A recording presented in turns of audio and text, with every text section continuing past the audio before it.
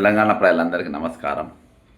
ఇప్పుడే Jubilee hills police స్టేషన్‌ల మీ అందరి సహకారంతోని, మీ అందరి స్పందనతోని, మీ అందరి మెసేజ్‌లతోని తెలంగాణ ప్రజలు అందరూ గూడా ఇయాల చాలామంది చాలా పెద్ద ఎత్తున స్పందించిండ్రు. మునుపు నేను ఎన్ని ఉద్యమాలు జేసినా, ఎన్ని పోరాటాలు జేసినా, గత ప్రభుత్వం పైన దాదాపు 179 కేసులు, అందులో అనేక ఇంపార్టెంట్ సబ్జెక్ట్స్ అన్నీ గూడా ఫైట్ జేసినా, కానీ ఎన్నో పొలిటిషియన్‌ని అరెస్ట్ అయినా. కానీ ఈరోజు మొట్టమొదటిసారిగా జూబ్లీ హిల్స్‌లో అయినటువంటి చేదైన అనుభవం నా జీవితంలో ఎప్పుడు కూడా జరగలేదు. ఈరోజు సరే ఎంతసేపు కూర్చోబెట్టినా, ఎంతసేపు చేసినా గానీ, ఎప్పుడు కూడా ఏ పోలీస్ స్టేషన్‌లో పెట్టినా గానీ భోజనం పెట్టేది, టీ పెట్టేది. సరే మేమన్నా తెప్పించుకునే అవకాశం మాకుండేది. ఈరోజు మరి సీఎం గారు మెచ్చుకోవాలనో ఏందో తెలవదు నాకు. కానీ ఈరోజు మేము మా కోసం చేస్తలేం గదా! మీకోసం చేస్తున్నాం కదా ఈరోజు. ప్రజల కోసం కదా మేము చేసేది. నా ఇంటి పంచాదా? నా గట్టి పంచాదా? నాకేం పంచాది? నేను రేవంత్ రెడ్డితోని కాంప్రమైజ్ అయితే 2 నిమిషాలలో ఈరోజు నేను ఉన్నతమైన పదవిలో ఉంటా. రేవంత్ రెడ్డి ఈరోజు తహతహలాడుతుండు. ఈరోజు కంట్లే ముళ్ళు లెక్క తయారయ్యిండు, కాలు కింద రాయి లెక్క తయారయ్యిండని. దేనికోసం? ఈరోజు దోపిడీకి గురవుతున్న వర్గాల తరపున నేను వాడుతున్నా. మీరు స్వార్థం కోసం, ఈరోజు మీ పోస్టింగ్ల కోసం మిమ్మల్ని మెచ్చుకోవాలని చెప్పి నన్ను ఇబ్బంది పెట్టే ప్రయత్నం చేస్తారా? ఈరోజు మొట్టమొదటిసారిగా పొద్దుగాలకెళ్ళి ఇప్పటి వరకు నాకు కనీసం పచ్చి మంచినీళ్ళు ఇయ్యలేదు వాళ్ళు. అన్నం పెట్టలేదు, టీ ఇయ్యలేదు, చాయ్ కూడా ఇయ్యలేదు. ఎండాకాలము 45 డిగ్రీల సెంటీగ్రేడ్స్, 48 డిగ్రీలు ఉన్నది ఈరోజు. సీఎం ఇంటి ముందు నేను రోడ్డు పైన ధర్నా చేసి అదే విధంగా వచ్చి స్టేషన్లో కూర్చున్నప్పుడు నా పరిస్థితి ఎట్లుంటుంది? ఎస్ఐ సహోదర్ రెడ్డో, శ్రవణ్ రెడ్డో ఎవరో ఉన్నారు. ఆయన మేము అసలు టీ ఇచ్చేది లేదు, మాకు ఆనవాయితీ లేదు. బయటకెళ్ళి 5 నిమిషాల నేను టీ సమస్య మాట్లాడతలేను. నేను ఒక మనిషి పరిస్థితి అక్కడ నేను ఉండాలంటే పొద్దుగాలకెళ్ళి ఫుడ్డు ఏం లేకుండా ఎట్లుంటారు? ఒక ఫ్రెండ్ వచ్చినోళ్ళు నాకు వాటర్ తీసుకొని వచ్చి ఇవ్వడం జరిగింది. ఈరోజు ఈ విధమైన ఇప్పుడే వదిలేసిండు. అది కూడా నేను పోలీస్ స్టేషన్లో వీడియో చేసి వదిలిన. చాలామంది ఈరోజు రిటైర్డ్ అయిన ఎంప్లాయీస్ అయితే ముఖ్యంగా రిటైర్డ్ అయిన పోలీసులు అందరూ ఈరోజు కంట్రోల్ రూమ్కి కానీ, డీజీ గారికి కానీ అందరికి కూడా పెద్ద ఎత్తున ఈరోజు మెసేజ్లు పంపారు. మీరేం భయపడతా మిస్టర్ రేవంత్ రెడ్డి, నువ్వు అనుకుంటున్నావేమో నువ్వేం పెద్ద భయపడతావు, ఇక్కడ భయపడ్డాడు కాదు, పక్కా చేస్తాను గుర్తుపెట్టుకో. అర్థమైందా? నువ్వు ఒక క్రిమినల్, నువ్వు ఒక దొంగవు, 79 కేసుల దొంగవు నువ్వు. ఈరోజు ఈ సమాజంలో కౌరవులతో పోరాటం చేస్తున్నాం. ఈరోజు కౌరవులు ఎవరు? నిండు సభల పాంచాలిని అవమానించినటువంటి ద్రౌపదిని అవమానించిన వారు. ఈరోజు అమ్మాయిని ఈరోజు అవమానపరచడం కాక ఆమె పైన కానీ మీరు విరుద్ధంగా సత్యానికి దూరమైనటువంటి ఆరోపణ చేస్తూ ఉంటారు మీరు. ఈరోజు ఏం జరిగిందని బండి సంజయ్కి తెలుసు, ఏం జరిగిందో నీకు తెలుసు, ఏం జరిగిందో వ్యవస్థకు అందరికీ తెలుసు. అయినా కానీ దాచే ప్రయత్నం చేస్తూ ఉన్నారు. ఈరోజు మోసం చేసే ప్రయత్నాలు చేస్తున్నారు, దగా చేసే ప్రయత్నాలు చేస్తూ ఉన్నారు. నిన్న జరిగినటువంటి అంత పెద్ద సభలో ఈరోజు బాధాప్తా ఒక హోంమంత్రి బెదిరిస్తారు. హోంమంత్రి నిన్నుతో దాచిపెడతాడు. ఎంత డేంజర్ చెప్పండి అది. మీకు దొరుకుతలేడా? ఈరోజు తప్పించుకుంటుండ్రా? అది ప్రశ్నిస్తే మా మీద మీరు కేసులు పెట్టి, మా మీద జైళ్ళల్లో పెట్టి, మా మీద పోలీస్ స్టేషన్లో పెట్టి వచ్చిన మీడియాని టార్గెట్ చేసే ప్రయత్నం చేస్తున్నారు. ఈరోజు ఎవరెవరైతే మీడియా అక్కడికి వచ్చిన వాళ్ళని టార్గెట్ చేస్తున్నారు. టార్గెట్ చేయాల్సిన వాళ్ళని టార్గెట్ చేయకుండా నెత్తి మీద ఎక్కించుకొని నిజంగా ఈరోజు తెలియదా రేవంత్ రెడ్డికి బండి సంజయ్ కొడుకు ఎక్కడుందో? నాకు ఖచ్చితమైన సమాచారం ఉందనే రేవంత్ రెడ్డి గారి ఇంటికి ఆడిపోయినా. రేవంత్ రెడ్డి గారి ఇంటికాడికైనా అక్కడ ఎక్కడైతే ఎవరు చెక్కింగ్ జరగదని, అక్కడైతే ఎవరు ఉండరని, అక్కడ పోతుందని తెలిసి నేను పోయినా అక్కడికి సలహా తీసుకొని మేము ఏం చేయాలో ఆ ప్రయత్నం చేసిండ్రు. ఈరోజు మమ్మల్ని అక్కడ ఆపే ప్రయత్నం చేసిండ్రు.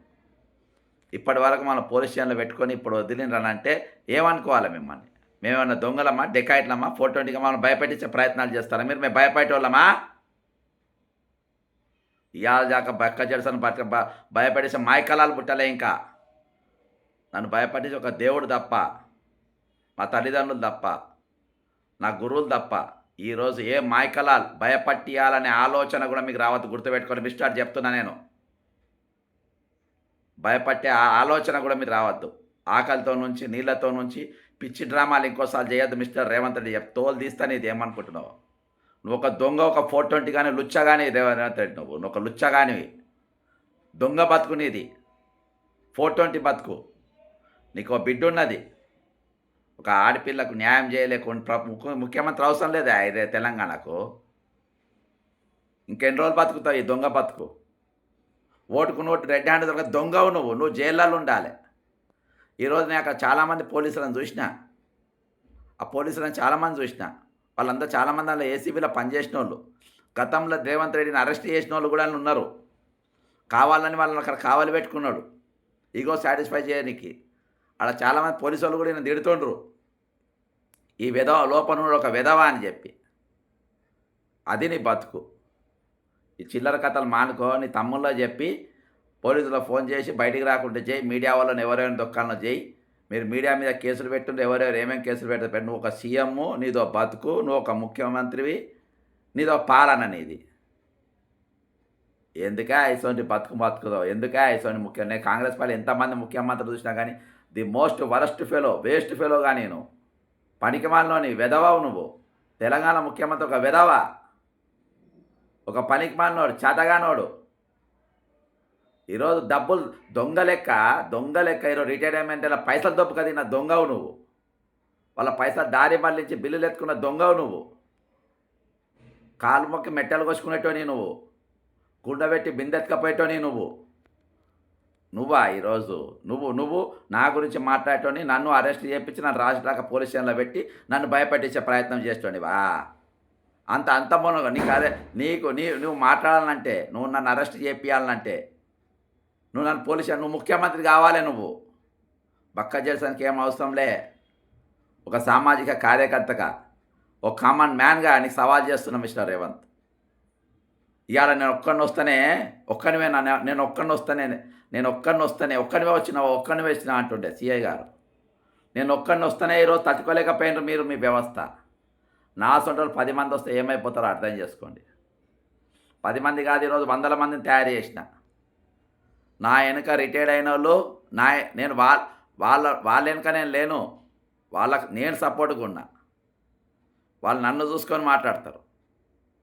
ఈరోజు అవుట్ సోర్సింగ్ వాళ్ళకి సపోర్ట్గా ఉన్నా. అనేక మందికి నేను సపోర్ట్గా నిలబడ్డా. నీవెవరికి ఉన్నావు? నీ సీఎం పోస్ట్ పోతే నీకు లాస్ట్ ఏది మురికి బట్టలేక కూడా పనికిరావు. అంత దరిద్రుని, అంత దౌర్భాగ్యం, అంత పనికి మాలని సవాల్ చేస్తున్నా రేవంత్ రెడ్డి. సవాల్ చేస్తున్నా. ఈరోజు వాళ్ళకి న్యాయం జరిగేదాకా మా పోరాటం కొనసాగుతుంది. నేను బయటికి రానికి సహకరించిన వాళ్ళందరూ కూడా, మీడియా వారికి, ముఖ్యంగా రిటైర్డ్ పోలీసులు అందరూ కూడా ఈరోజు అనేకమైన మెసేజ్లు పెట్టిండ్రు. కాబట్టి మీరేం భయపడాల్సిన అవసరం లేదు. నేను అంతా తెగిల్చే కూర్చున్నా. ఇలా దీక్ష స్టార్ట్ అట్నే కూర్చొని పొద్దుగాలకెళ్ళి ఎండబెట్టిండు. ఇలా ప్రభుత్వం నాతో నిరాహార దీక్ష చేయించింది. ఒకరోజు నిరాహార దీక్ష ప్రభుత్వం నాతో చేయించింది. నేను ఒక స్క్రీన్ షాట్ కూడా పంపుతా. ఎన్ని స్ట్రైకులు కొట్టిండో నా ఛానల్ మీద, బక్క జెర్సన్ ఛానల్ మీద, బక్క జెర్సన్ ఫ్యాక్స్ ఛానల్ మీద ఎన్ని స్ట్రైకులు కొట్టానో అన్ని స్ట్రైకులు కొట్టిండ్రు. ఇవాళ ఒక్కొక్క జర్నలిస్టుల పేర్లు చెప్పి మరీ అడుగుతున్నారు. సరే మీరు కేసులు ఏం కేసులు పెడతారు పెట్టండి, ఎట్లా పెడతారు పెట్టండి. రేవంత్ రెడ్డి నీ సంగతి కూడా నేను గట్టిగా చూస్తాను. నీ సంగతి ముఖ్యమంత్రి పోస్ట్ ఎట్లుంటుందో, ఢిల్లీలో ఎట్లా లాబింగ్ చేస్తున్నా లాబింగ్ సంగతి తెలుసు. నువ్వు ఎట్లా కేసీ వేణుగోపాల్ గారు ముఖ్యమంత్రి కాకుండా మా పాత్ర ఎట్లా పోషిస్తున్నావు చూడు. నేను ముఖ్యమంత్రి చేసిగా కేసీ వేణుగోపాల్ గారు వాడు ఎట్లా ముఖ్యమంత్రి అవుతాడో ఇది కూడా చూస్తా. కేసీ వేణుగోపాల్ అంటే నేను కేరళలో ఇన్ఛార్జిగా పనిచేసిన. అక్కడ అన్ని పావులు నాకు తెలుసు. ఇక్కడ చేతగాని పావులు ఉన్నాయి కాబట్టి నువ్వు ముఖ్యమంత్రి అయినావు. ఇక్కడ చేతగాని రెడ్లు ఉన్నారు కాబట్టి నువ్వు ముఖ్యమంత్రి అయినావు. అక్కడ అట్లా కాదు కేరళలో. నేను ఎత్తుకున్నోడు ఎట్లా ముఖ్యమంత్రి అవుతాడో నేను చూస్తా, ఛాలెంజ్ చేస్తాను. ఇంకోటి, ఇవాళ రాహుల్ గాంధీకి వెళ్ళి అందరికి కూడా నేను పోలీస్ స్టేషన్లో ఒక అమ్మాయి గురించి మాట్లాడితే బీజేపీకి మద్దతు తెలిపని పోతుంది. నేను అన్ని గ్రూపులలో ఉన్న ఏఐసీసీ గ్రూపులలో నువ్వు నన్ను తీసినావు అనుకుంటున్నావు. ఇవాళ ఆల్ ఇండియా కాంగ్రెస్ కమిటీ గ్రూపులలో అన్నిట్లలో ఉన్నా. ఇటీవల మీనాక్షి నటరాజన్తో కార్యక్రమాలు కూడా నేను పాల్గొన్నా.